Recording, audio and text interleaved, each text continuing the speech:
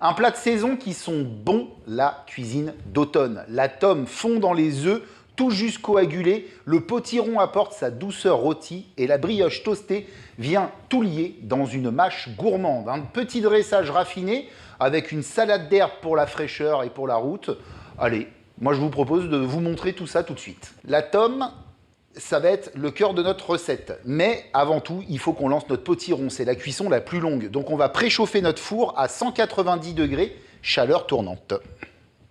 Alors moi, pour tailler mon potiron, j'utilise toujours, dès que c'est des éléments qui peuvent tacher ma planche en bois, je prends toujours une sorte de petite planche en plastique, ce qui évite de tacher ma planche. Je vais me prendre mon potiron, qui est déjà épluché et où on a enlevé les graines à l'intérieur, pardon. On va se tailler des petites lamelles comme ça, d'à peu près un peu moins, 1 cm, un peu moins, comme vous voulez. Il faut que ça soit uniforme, voilà, c'est ça qui est important. Le potiron, on a tendance à tout le temps le faire en soupe. Vous pouvez le poêler, vous pouvez le rôtir au four, vous pouvez le travailler de plein de façons. Moi, j'adore ce produit. Donc là, c'est simple, on va se faire des petits cubes réguliers. Notre potiron est taillé, on le met dans une plaque et là, on va l'assaisonner. Alors, moi, pour l'assaisonner, je vais utiliser de la fleur de sel. Je vais mettre des graines de cumin, c'est facultatif, c'est pas obligatoire. Si vous voulez, vous les mettez. Si vous n'aimez pas ça, vous n'en mettez pas. Moi, j'aime beaucoup l'association potiron graines de cumin. On va se mettre un bon coup de poivre moulin et un filet d'huile d'olive généreux. On mélange l'ensemble. Et là, on va faire en sorte d'étaler uniformément nos dés. On part au four pour à peu près 15 minutes de cuisson. On viendra sonder au couteau à la fin. C'est parti.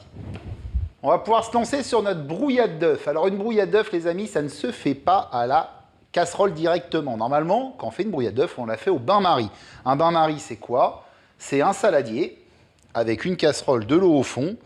Et notre saladier ne doit pas toucher l'eau au fond, sur le fond de notre saladier, ça ne doit pas toucher l'eau. J'espère que j'ai été clair.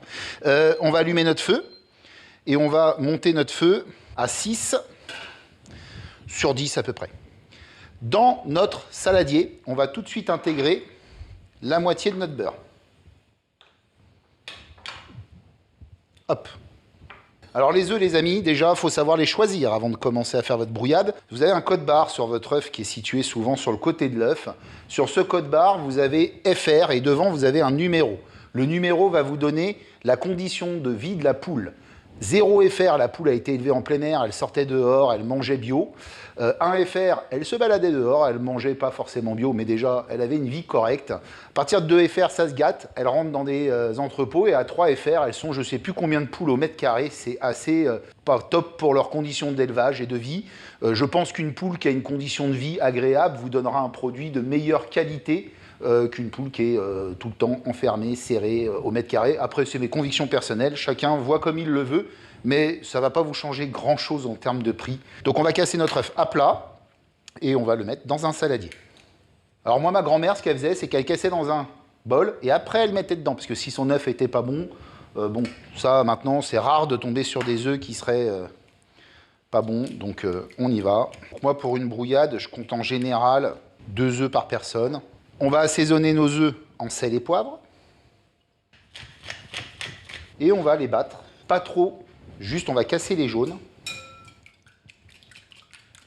Moi, ce que j'aime dans ma brouillade, c'est quand on voit quand même des parties jaunes, des parties blanches. Donc je ne vais pas les battre trop fort, juste, voilà, je casse mes jaunes, comme ceci. Là, mes œufs sont prêts. Et je vais préparer ma tome. La tome, c'est important. La mienne, vous voyez, elle est affinée, mais elle n'est pas totalement... elle est encore crémeuse un peu à cœur. Donc je ne vais pas la râper, je vais la tailler en dés. La tome, elle va être parfaite pour notre brouillade, car elle va fondre sans graisser. Graisser, c'est quand votre fromage il ressort du gras. Hein. Donc l'idée, c'est qu'elle va fondre. Elle va vous apporter ce côté un peu fromage fondu, mais sans avoir du gras en plus dans notre brouillade. Alors son goût, lui, il est fruité et légèrement animal, la tome en général. Elle apporte... une réelle profondeur aux œufs sans forcément les dominer. C'est pour ça que dans les brouillades d'œufs, je préfère moi la tome. Ce qu'on va faire, c'est qu'on va prendre notre tome Et on va tailler des tranches. Moi, je garde la peau avec. Hein. C'est là où il y a du goût, les amis. Voilà. Des petits dés comme ça, c'est très bien. On va aller voir de plus près notre brouillade. Ici, on a notre beurre. Il est fondu. On va intégrer nos œufs dedans. Et là, il va falloir cuire nos œufs en mélangeant constamment. Ils vont commencer à coaguler. Et là, notre brouillade sera prête. Donc on reste à côté. On est tout le temps en train de mélanger, ça c'est important. Sans fouetter trop fort. Hein. Le but, c'est de décoller au fur et à mesure les œufs qui cuisent sur notre paroi.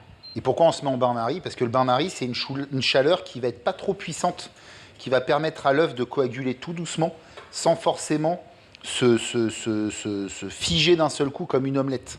Hein. Une brouillade d'œuf, c'est des tout petits morceaux d'œuf qui cuisent au fur et à mesure, qu'on décolle de la paroi. Alors moi, j'avais un chef, il voulait surtout pas qu'on le fasse au fouet.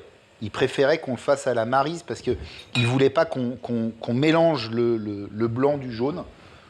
Donc on peut le faire aussi comme ça. Voilà, vous voyez, avec une petite maryse. On va commencer notre salade d'herbes. Donc on va prendre notre cerfeuil et on va faire des allers-retours hein, avec notre casserole à chaque fois. Et on va juste prendre, on va effeuiller. On enlève toutes les branches et toutes les 2-3 branches. On retourne sur notre brouillade. On mélange. Hein. La brouillade, ça... quand elle va s'enclencher, ça va aller très vite. Là, elle est en train de s'enclencher, ma brouillade. Hein. Là, dès que je laisse un peu sur mes parois, l'œuf coagule. Donc à chaque fois que je passe, je décroche mes œufs. Donc là, on a mis du cerfeuil. On va mettre maintenant des petites pluches de persil. Là, on arrive presque au bout. 3-4 minutes et on va être bon. Persil, je vais avoir assez aussi.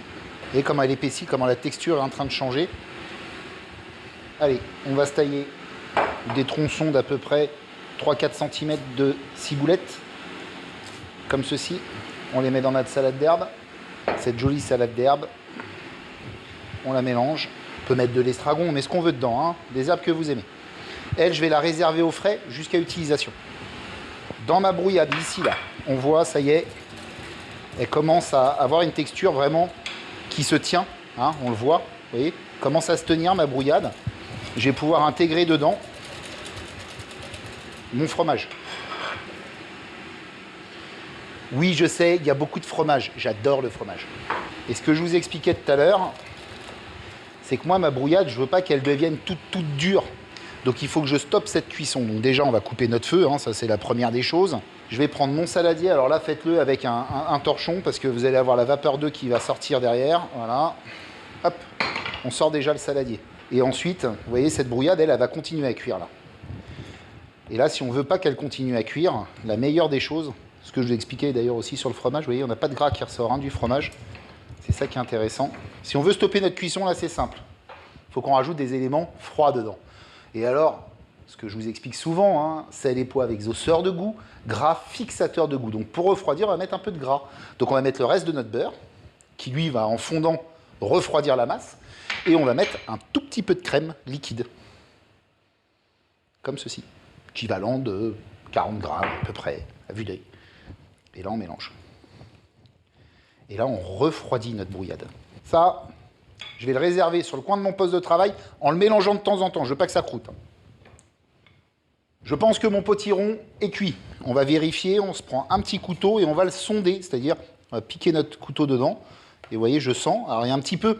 Je veux pas qu'il soit totalement fondant. Hein. Je veux qu'il y ait encore un tout petit peu de mâche à la sortie du four et que l'inertie va finir tranquillement. Il va tirer, on appelle ça. Il va tirer sa cuisson. Donc il va finir tranquillement sa cuisson. On le réserve de côté lui aussi. Place à la brioche. Alors, dans l'idée, on pourrait se faire une tranche de brioche sur laquelle on pose nos œufs, on met notre potiron, on met une salade d'herbe. Je sais pas trop pour l'instant encore comment je vais faire. Ce que je vais faire, c'est que je vais déjà tailler mes tranches. Donc, ça fait une belle tranche bien épaisse, un bon centimètre. Et donc là, on va se prendre une poêle, induction à 8/10 à peu près. On va se mettre du beurre dans le fond de la poêle. Hop. On répartit équitablement notre beurre dans notre poêle. Et là, c'est assez simple. On prend notre brioche, comme ceci, et on la passe dans le beurre. Le but là, c'est de toaster notre pain. Le beurre va rentrer dans notre brioche. Alors on ne fait pas trop fort parce que la brioche elle est sucrée, donc elle caramélise assez rapidement. Vous ne faites pas avoir, ça va très très vite la brioche. Vous voyez, hein, je la fais bien tourner dans le beurre pour qu'elle s'imprègne de beurre. Là on est presque au moment du dressage les amis. Hein. On va tourner notre brioche. On va remettre du beurre. Le but, hein, c'est que votre brioche se nourrisse de ce beurre. Il y en a certains, ce qu'ils font, c'est qu'ils mettent le beurre sur la brioche directement avant de la poêler. Donc ils badigeonnent de beurre, hein, leur brioche. Moi, vous voyez, je mets le beurre dans le fond de la poêle. Allez, on va aller voir notre brouillade, ce que ça donne. Je vous ai dit, il faut faire attention qu'elle ne croûte pas sur le dessus. Moi, mon pain, j'ai tendance à le retourner plusieurs fois parce que je veux bien qu'il soit bien toasté, bien croustillant. Hein. On va pouvoir assaisonner notre salade d'herbe. Donc, sel, poivre. Vinaigre balsamique et huile d'olive. On va tourner notre petite salade d'herbe, on n'écrase pas, hein. Vraiment on passe les mains dedans juste pour mettre du volume comme ça. Ça vraiment au dernier moment, très important, parce que sinon elle va cuire. Et là on dresse. Donc on prend une tranche de brioche. Si on écoute, alors on aurait pu se tailler des mouillettes, hein, comme je vous disais, si on écoute, ça croustille. On vient avec nos œufs, notre jolie brouillade. Vous voyez, regardez comment elle a pris de la consistance. Hein. Elle se tient. Avec une cuillère, on va venir déposer un peu de brouillade sur le dessus. Moi, j'en mets pas beaucoup parce que j'invite les gens à venir se resservir. Vous voyez, je mets un petit plat à côté après. Voilà. Le but, hein, c'est pas que ça dégouline de partout. On prend un petit peu, quelques dés de potiron au cumin qu'on vient mettre dessus comme ça, avec un peu d'huile, hein. Petite salade d'herbe sur le dessus, qu'on monte, on peut remettre quelques petits potirons aller sur les bords pour vraiment rappeler ce qu'on a dedans. Il y a un peu d'huile si on en a au fond, comme ça. Venir faire perler un peu autour. Parfait, on finit avec quelques graines.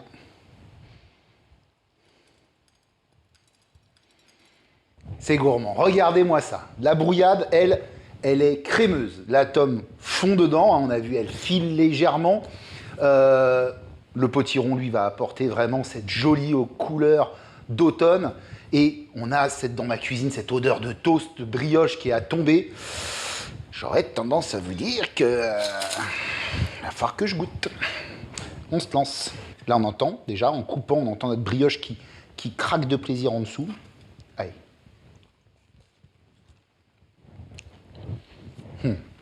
On a le croustillant de la brioche, le moelleux des œufs, le fromage qui vient envelopper, qui vient apporter cette chaleur en bouche avec également un équilibre sur notre salade d'herbe qui vient apporter ce côté herbacé qui est très intéressant. C'est l'automne dans l'assiette, les amis. Je suis fou de brouillade d'automne.